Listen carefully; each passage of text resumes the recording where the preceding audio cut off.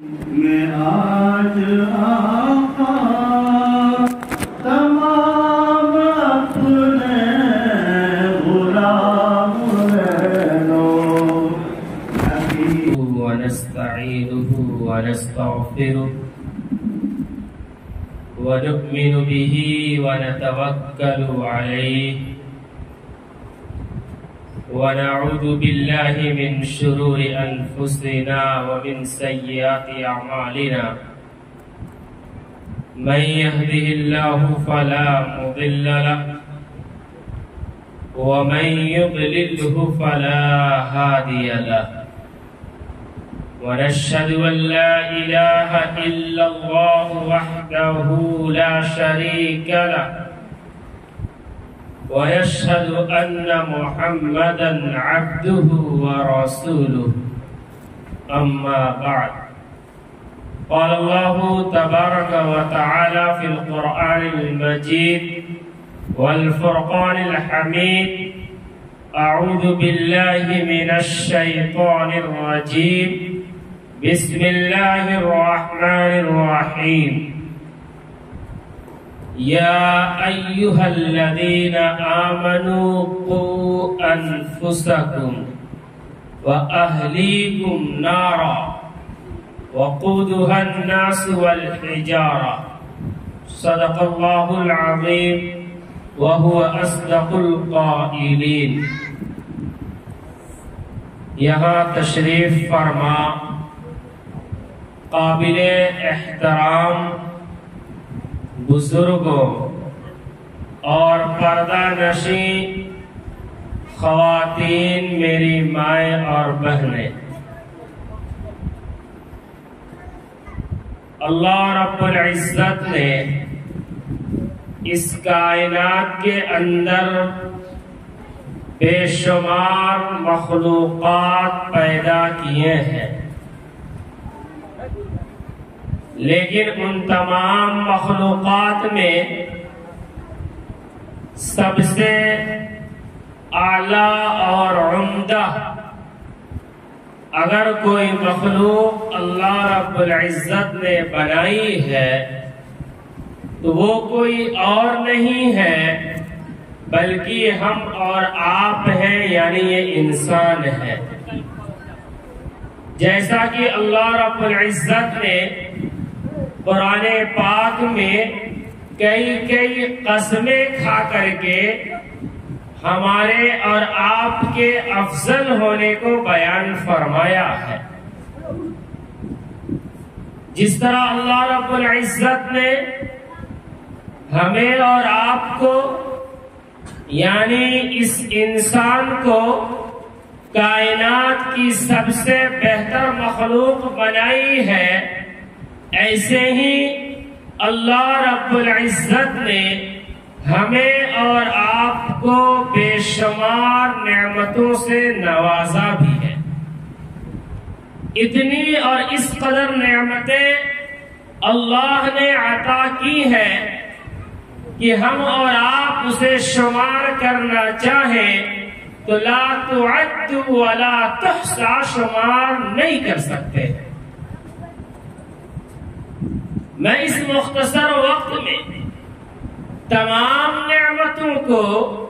یا بعض نعمتوں کو بیان کرنا نہیں چاہتا.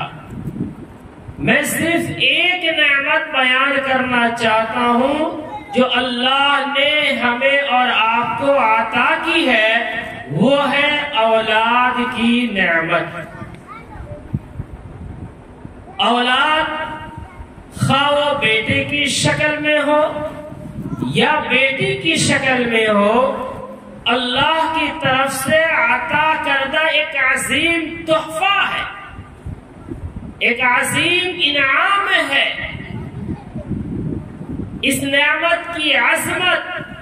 اولاد کی قدر، اس کا وقار ہم اور آپ اگر معلوم کرنا چاہتے ہیں تو اپنے اس بھائی سے سوال کریں کہ جس کی شادی کے 10-12 سال کا عظیم عرصہ گزر چکا لیکن آج بھی اس کی جھولی اولاد کی نعمت سے خالی ہے. ذرا اس سے پوچھ جب وہ کسی ایسے شخص کو دیکھتا ہے کہ جو شخص اپنے ننھے منھے کھلتی ہوئی کلیوں کو یعنی بچوں کو انگلیاں پکڑا کر ٹہلا رہا ہوتا ہے اور وہ بچے اسے ابو اور پاپا کہہ کے پکار رہے ہوتے ہیں، تو اس شخص سے پوچھیں کہ اس کا دل کیا کہتا ہے۔ اس بے اولاد شخص کا دل اسے جھنجھوڑتا ہے، اسے ملامت کرتا ہے، اس سے کہتا ہے کہ تیری زندگی کا کیا مقصد ہے، تیری کمائی کا کیا حاصل ہے، تیرا کوئی وارث نہیں ہے، بڑھاپے میں تیرا کوئی سہارا نہیں ہے، تیری کمائی کا آخر فائدہ کیا ہے؟ یہ ساری باتیں اس بے اولاد شخص کے دل میں پیدا ہوتی ہے۔ تو اولاد اللہ کی وہ نعمت ہے، صرف اس نعمت کے ملنے پہ اگر ایک انسان اللہ کا شکریہ ادا کرنے کے لیے اپنی پیشانی سجدے میں رکھ دے، صبح سے شام تک، شام سے صبح تک، بلکہ پوری زندگی اللہ کا شکریہ ادا کرنے میں گزار دے کہ اللہ نے اس کو اولاد کی نعمت عطا کی ہے، پھر بھی وہ اس کا شکریہ ادا نہیں کر سکتا۔ میرے معزز بزرگوں، پردہ نشین خواتین، میری مائیں اور بہنیں، یہ بات ہمیں اور آپ کو معلوم ہو گیا کہ اولاد اللہ کی بڑی نعمت ہے، لیکن یاد رکھیں جو جتنی اہمیت کے حامل شے ہوتی ہے اس کے حقوق بھی اتنا ہی مضبوط ہوتے ہیں۔ ہمارے پاس اولاد ہے، اللہ نے ہمیں بیٹا دیا ہے یا بیٹی دیا ہے، اس کا یہ مطلب نہیں ہے کہ یہ ہماری پراپرٹیز ہے، یہ ہماری زمین و جائیداد کی طرح ہے کہ ہم جیسا چاہے استعمال کرے، جس طرح سے چاہے اس کی تعلیم کرے، جیسی تربیت چاہے انہیں دے،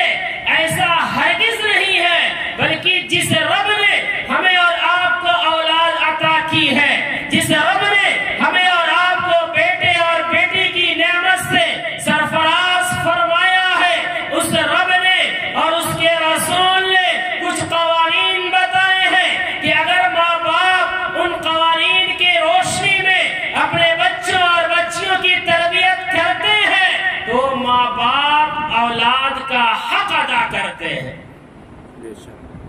اور اگر اس کے خلاف تعلیم و تربیت کرتے ہیں تو ماں باپ ظالم ہیں، وہ ماں باپ اپنی اولاد کا قاتل ہیں، وہ ماں باپ اپنی اولاد کو جہنم کا ایندھن بنانے والے وہ بڑے مجرم ہیں جن کو رب کریم کل قیامت کے میدان میں سزا دیے بغیر چھوڑ نہیں سکتا۔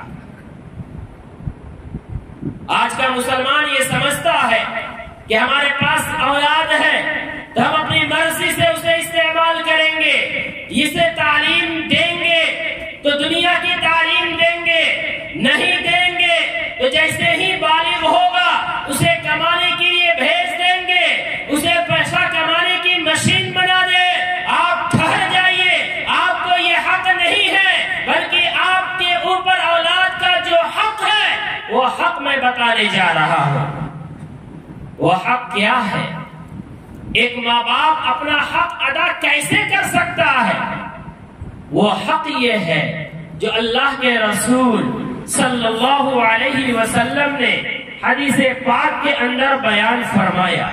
کہ اللہ کے رسول نے فرمایا، خوب غور سے سنیں میرے محترم بزرگوں، اگر ہم غور سے نہیں سنیں گے اور اپنی اولاد کی تعلیم اور تربیت جیسی شریعت نے بتائی ہے اگر نہیں کریں گے تو یاد رکھیں ہم چاہے جتنی بھی نمازیں پڑھ لیں، ہم چاہے جتنے بھی روزے رکھ لیں، ہم چاہے جتنی بھی جماعت کے چلے لگا لیں، ہم چاہے جتنے بھی حج کر لیں، لیکن اگر ہم نے اپنی اولاد کے دینی حقوق کو ادا نہیں کیے، یاد رکھیں کان کھول کر کے آپ بھی سن لیں، مائیں اور بہنیں بھی سن لیں، کل قیامت کے میدان میں ہماری نمازوں، ہماری روزوں، ہماری زکاتوں کی بنیاد پہ اگر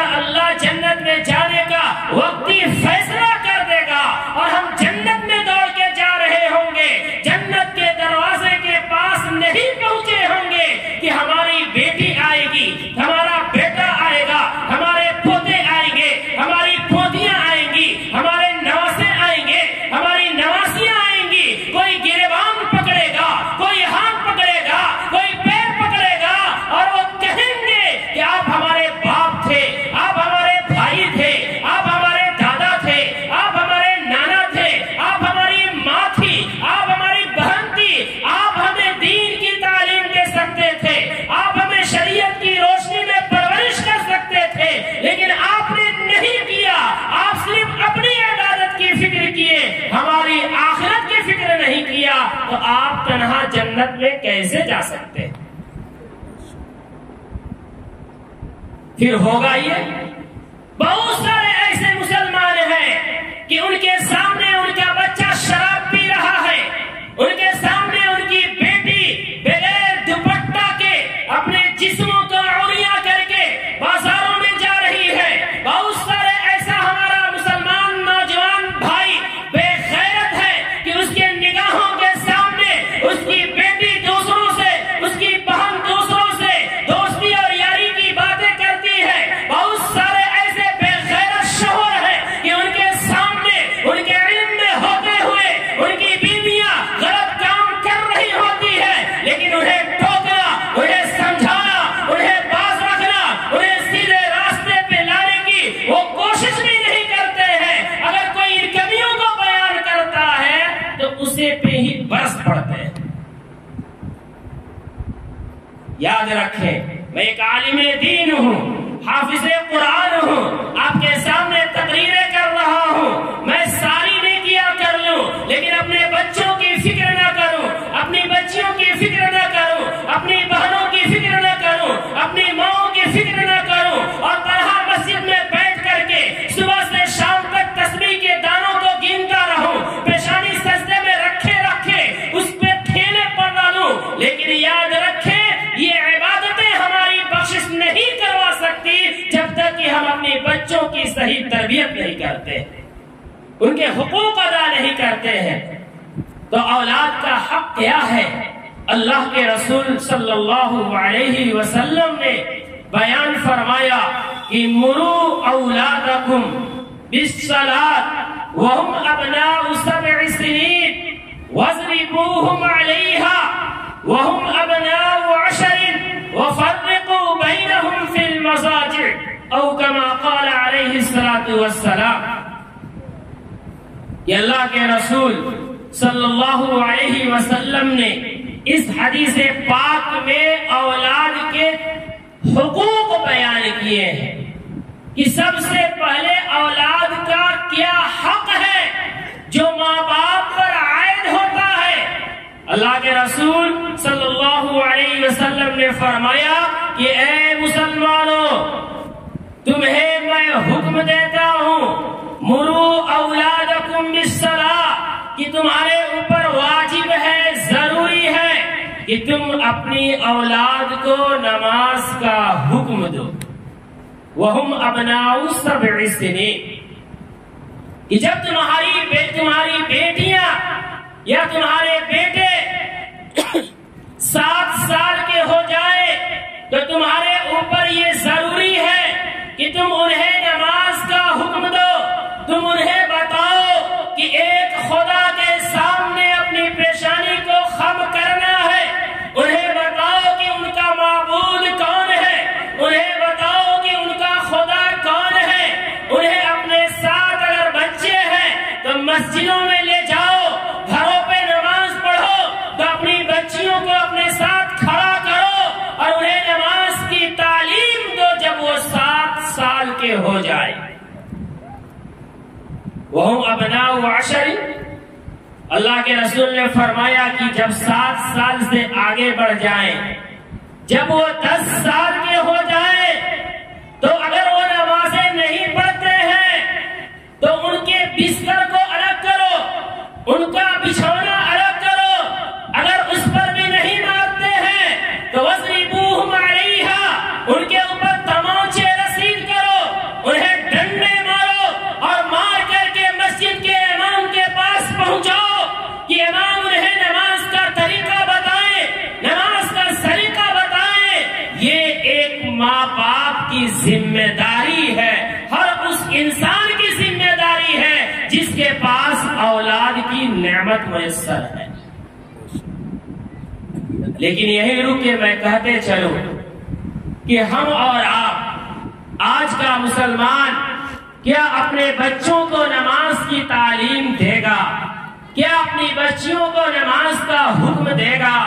کیا اپنی بہن اور بیٹیوں اور ماؤں اور بیویوں کو نماز کا حکم دے گا؟ آج حال یہ ہے کہ ایک مسلمان ہے جس کی داڑھیاں سفید ہو گئی ہے، جس کے چہروں پہ جھری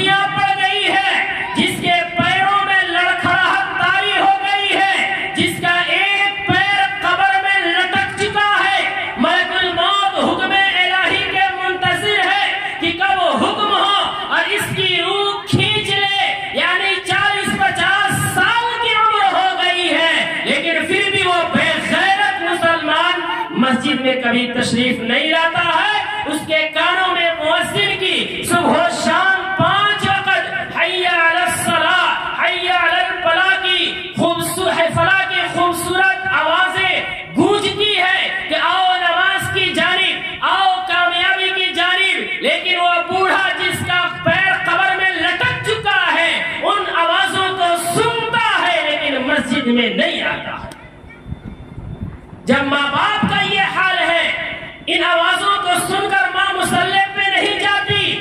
باپ مسجد میں نہیں آتا،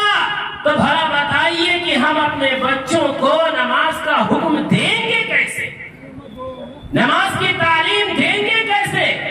تو پہلا حق یہ ہے کہ جب 7 سال کے ہوں تو نماز کا حکم دیا جائے، جب 10 سال کے ہوں تو نماز نہ پڑھنے پہ مارا جائے، اور اس کے بعد جب وہ سن شعور کو پہنچ جائے تو پھر طلب العلم فریضۃ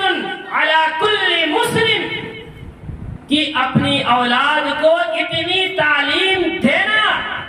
ماں باپ پر فرض ہے جس سے وہ حلال اور حرام کا امتیاز کر سکے، جس سے وہ جانے کہ ماں باپ کے کیا حقوق ہیں۔ اتنی تعلیم دینا پڑے گا، مسجد میں بھیجنا پڑے گا، مکتب میں بھیجنا پڑے گا، امام کے سامنے بیٹھانا پڑے گا، جس سے وہ اتنی تعلیم حاصل کر لے کہ وہ جانے کہ ماں باپ کا کیا حق ہے، بہن کا کیا حق ہے، بیوی کا کیا حق ہے، پڑوسی کا کیا حق ہے۔ اگر بیٹا یا بیٹی ہے تو وہ اتنی تعلیم ضرور حاصل کرے کہ وہ سمجھے کہ کسی عورت پر بدنظری کرنا کتنا بڑا گناہ ہے۔ اگر وہ بیٹی ہے تو جانے کہ اپنی عزت کا سودا کرنا کتنا بڑا جرم ہے، کسی غیر کے ساتھ ریلیشن شپ بنانا کتنا بڑا حرام ہے۔ اتنی مقدار میں تعلیم دینا ایک ماں باپ پہ فرض ہے، فرض ہے۔ جس طرح نماز کا پڑھنا فرض ہے، روزے کا رکھنا فرض ہے، زکات کا دینا فرض ہے، حج کی طاقت ہونے پہ حج کا ادا کرنا فرض ہے، ایسے ہی پیرنٹس کے اوپر، ماں باپ کے اوپر فرض ہے کہ جب تمہاری اولاد 10 سال کے ہو، سن شعور کے ہو، تو انہیں اسکول اور کالجوں میں بھیجنے کے بجائے یا اسکول اور کالجوں میں بھیجنے کے ساتھ انہیں قرآن اور حدیث کی تعلیم کے لیے مسجد یا مدرسہ یا مکتب یا امام صاحب کے پاس بھیجنا، جس سے وہ حلال و حرام کے بقدر تعلیم حاصل کر سکے، یہ ان کے اوپر فرض ہے۔ اگر نماز کا چھوڑنے والا بے نمازی، حج کا ادا نہ کرنے والا بخیل، زکات کا نہ دینے والا کنجوس، اگر ہم کہتے ہیں تو اپنے اولاد کو حلال و حرام کے بقدر تعلیم نہ دینے والا، اولاد کا حق نہ ادا کرنے والا ضرور کہا جائے گا۔ اور پھر وہ ماں باپ دنیا کی جتنی بھی عبادتیں کر لے، اتنی عبادتیں کر لے کہ اپنی عبادتوں کے ذریعے سے آسمان و زمین کی خلاؤں کو بھر ڈالے، اور کل قیامت کے میدان میں پہاڑ کے برابر نمازیں لے کے چلے جائیں، روزے لے کے چلے جائیں، حج لے کے چلے جائیں، صدقات لے کے چلے جائیں، لیکن اگر اس ماں باپ نے اپنے بچوں کو قرآن اور حدیث کی اتنی مقدار تعلیم نہیں دی جس سے وہ حلال و حرام کو جان سکے، خدا پاک کی قسم قرآن و حدیث کی روشنی میں کہتا ہوں، علماء موجود ہیں کہ پھر وہ ماں باپ کبھی جنت میں جا نہیں سکیں گے۔ ہم سوچتے ہیں کہ ہماری اولاد کا حق یہ ہے کہ اس کے لیے مکان بنا دیا جائے، زمینیں خرید دی جائے، جائیداد بنا دی جائے، پراپرٹیز بنا دی جائے۔ یقیناً یہ حق ہے، لیکن یہ معمولی حق ہے۔ اس سے بڑا حق یہ ہے کہ آپ پھٹا پرانا لباس پہنے، آپ پراگندہ بالوں میں رہیں، آپ ایک دن کھائیں ایک دن نہ کھائیں، آپ عمدہ گاڑیوں میں نہ سوار ہوں، لیکن اپنے بچوں کو تعلیم ضرور دیں۔ یہ سب سے بڑی دولت ہے، یہ سب سے بڑا تحفہ ہے۔ آج ہم جن مکاتب کو دیکھتے ہیں، مدارس کو دیکھتے ہیں، امام صاحب کو دیکھتے ہیں جو بچوں کو رٹا رہے ہوتے ہیں، ان کو اہانت کی نظروں سے دیکھتے ہیں۔ خدا پاک کی قسم کل قیامت کے میدان میں ان بوریا نشینیوں کی قدر اور قیمت اور ان مولویوں کی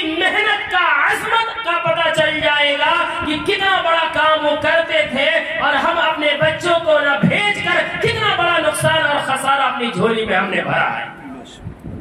اس لیے میرے دوستوں اور بزرگوں، وقت چونکہ ہو چکا ہے، آپ سے گزارش یہ ہے کہ آپ تعلیم کی طرف توجہ دیں، اور تعلیم سے کون سی تعلیم؟ پہلے دین کی تعلیم دے، اس کے بعد دنیا کی تعلیم دے۔ انجینئر، ڈاکٹر، پروفیسر سب بنائے، لیکن قرآن اور حدیث کے ساتھ بنائے، نماز اور روزوں کے ساتھ بنائے، ورنہ اگر اس کے بغیر اگر دنیا کی تعلیم دیں گے تو حال یہ ہوگا کہ بچیاں بڑی ڈگریوں سے لیس ہو کر کے غیر کے ہاتھوں میں ہاتھ ڈال کر کے اپنے ایمان سے مرتد ہوتے نظر آئیں گی، جیسا کہ آج آپ دیکھ رہے ہیں۔ ایک ویڈیو آپ نے دیکھا ہوگا کہ خوبصورت لڑکی ہے، اس کا ایک باپ ہے، وہ لڑکی ایک غیر مسلم کے ساتھ کورٹ میرج کرنے کے لیے پہنچی ہوئی ہے۔ اس کا باپ وہاں پہنچتا ہے، اپنی بیٹی کے سامنے روتا ہے، آنسو بہاتا ہے، ہاتھ جوڑتا ہے، بیٹی کے قدموں پہ گرتا ہے، اس کے رخسار پہ ہاتھ پھیر کر کے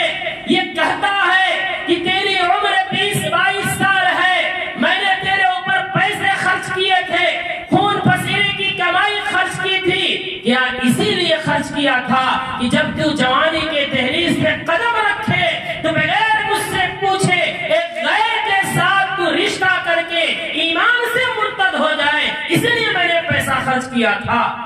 لیکن افسوس کہ اس بیٹی پہ باپ کا رونا، باپ کا چیخنا، باپ کا چنگھاڑنا کوئی اثر نہیں کرتا ہے، اور وہ بیٹی باپ کے سامنے اس کے روتے چیختے بلختا ہوا چھوڑ کر کے اس غیر کے ساتھ رشتہ کر لیتی ہے، اور باپ کچھ نہیں کرتا ہے۔ وہ باپ کر بھی کیسے سکتا ہے؟ اس باپ نے اپنی اس بیٹی کو دنیا کو پڑھایا تھا، اسکول کو پڑھایا تھا، کالج میں کو بھیجا تھا، لیکن اسے مسجد میں نہیں بھیجا تھا، مدرسے میں نہیں بھیجا تھا، مکتب کو نہیں بھیجا تھا، امام کے سامنے زانو تلمذ نہیں کرایا تھا، جس کی وجہ سے وہ بچے پڑھی ضرور تھی، لیکن یہودیت کے ساتھ، نصرانیت کے ساتھ، ہندوازم کے ساتھ بتوں کی محبت لے کر کے وہ پروان چڑھی تھی۔ جب اس کا جوش بڑھا تو اسلام کو پیروں سے رودا، باپ کی محنتوں کو پیروں سے رودا، خاندان کی ایمانی شرافت کے چولے کو اٹھا کر کے پھینکا، اور ایک غیر مسلم کے ساتھ رشتہ کرتے ہوئے ذرہ برابر بھی ہچک محسوس نہیں کی۔ مجرم وہ بیٹی نہیں ہے، مجرم وہ باپ ہے جو دنیاوی نشے میں ایسا چور ہے کہ بھول جاتا ہے کہ جس راہ پہ اپنے بچوں کو چھوڑ رہا ہے اس راہ پہ جا کر کے وہ بچے انسان نہیں بنیں گے، جانور بنیں گے، شرابی بنیں گے، قمار باز بنیں گے، جواری بنیں گے، عیاشی جیسی صفت کے ساتھ پروان چڑھیں گے۔ اس لیے میرے دوستوں اور بزرگوں، ہماری اور آپ کی ذمہ داری ہے کہ اپنے بچوں کو پڑھائے، اولی تعلیم انہیں قرآن اور حدیث کی دے، پھر اس کے ساتھ اسکول و کالج کی تعلیم دے، تاکہ وہ ایمان پر مرتد ہو، ایمان پر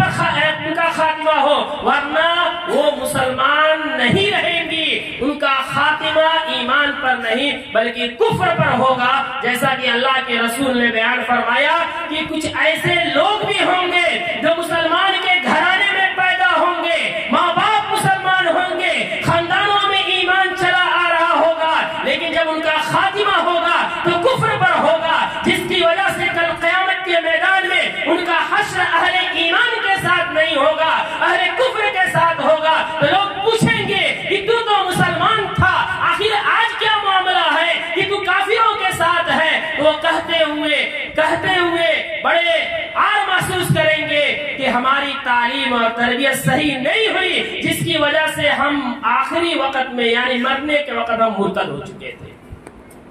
اور اس امتداد اور اس تباہی کا ذمہ دار اس کے ماں باپ بھی ہوں گے۔ اس لیے خدا کے واسطے ہم اپنی آخرت کو سنوارنے کے لیے، اپنے نسلوں میں ایمان باقی رکھنے کے لیے اپنے بچوں کو تعلیم دیں، بھوک پیاس کی شدت برداشت کریں، مائیں اور بہنیں بیٹھی ہیں، مہنگے کپڑے نہ پہنے، عمدہ گاڑیوں میں نہ گھومیں، بڑی عالیشان عمارت میں نہ رہیں، جھوپڑی میں زندگی گزار لے، لیکن اپنے بچے اور بچیوں کو قرآن اور حدیث کی تعلیم دے، قرآن اور حدیث کے ساتھ دنیا کی تعلیم دے، تاکہ آپ مر کے دنیا سے چلے جائیں گے لیکن آپ کی اولاد، آپ کا